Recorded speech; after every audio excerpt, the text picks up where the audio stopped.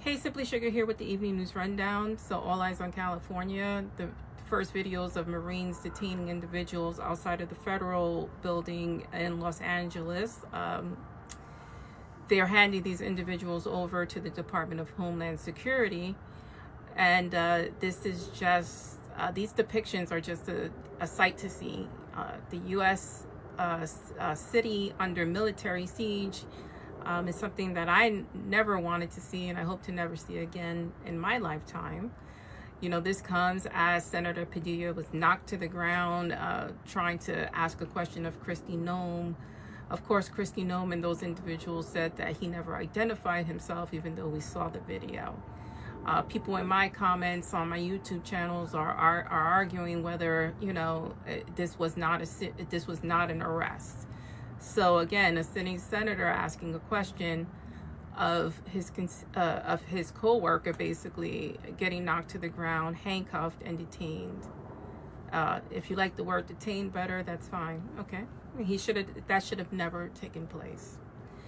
In other news, Israel strikes Iran. Israel overnight launched attacks on nuclear sites as well as high-ranking individuals, killing at least 4 individuals of Iran's army and regime. Iran has responded, sending drone attacks to Israel, which the U.S. helped fend off. Iran is now accusing the United States of assisting Israel with these attacks, and has subsequently threatened us, saying that we will also get retaliated against. Marco Rubio came out and said, no, the USA wasn't involved in that, but apparently we had to have known because we started recalling people from our overseas sites in the Middle East. So, I mean, I'm sure that was a tipping point to Iran. And so I guess we're in the wait and see game to see what happens, if anything happens here on U.S. soil. The market has responded to this conflict, falling 300 points. The Dow Jones dropped 300 points. Oil surged. Gold hit a high record. U.S. consumer sentiment was high because people are panic buying. You got to think about COVID. People going and emptying out shelves and buying toilet paper and essentials, because people are afraid not only of what's happening globally, but what's happening here in the United States. I myself plan to go shopping this weekend and, you know, buy some extra essentials, because you never know.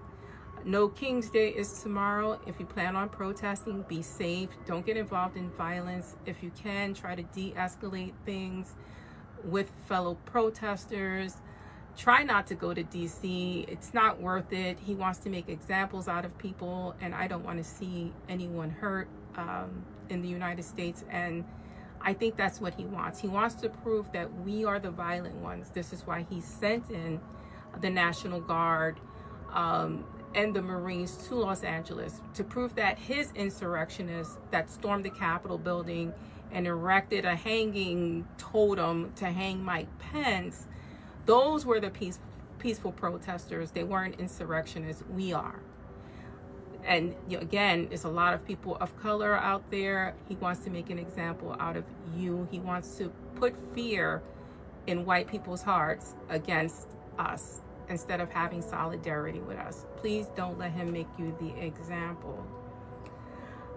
Next story I want to cover is the flotilla that was intercepted in international waters by Israel, you know, violating the law. Individuals detained have commented they were placed in isolation, denied communications, and subject to psychological pressures. This has led to a lot of international protests. Apparently there is a global march to Gaza advancing, and so far they have been detained en route to Egypt, but you know, that's something else that's erupting in that region. Now, in reference to Mahmoud Khalil, so a federal judge, Michael Farbarot, I'm not sure if I'm pronouncing that right, has declined to release Colombia activist Mahmoud Khalil, despite finding his initial ICE arrest likely violated his First Amendment rights. The government now accuses him of lying on his green card application by omitting affiliations. Khalil has denied this. This is what I'm saying, is that they keep moving the needle, just not on him. This can apply to any one of us who gets detained. You didn't do this. You know, the judge grants you your release. Wait a minute, we made a mistake. They didn't do that. And you can detain individuals probably indefinitely doing this. And this is how they keep the court hopping. You see, they keep appealing and appealing and appealing. This is another tactic, and people's lives are in the balance here. I'm Simply Sugar. This is the Evening News Rundown. Please like, share, and comment if you can.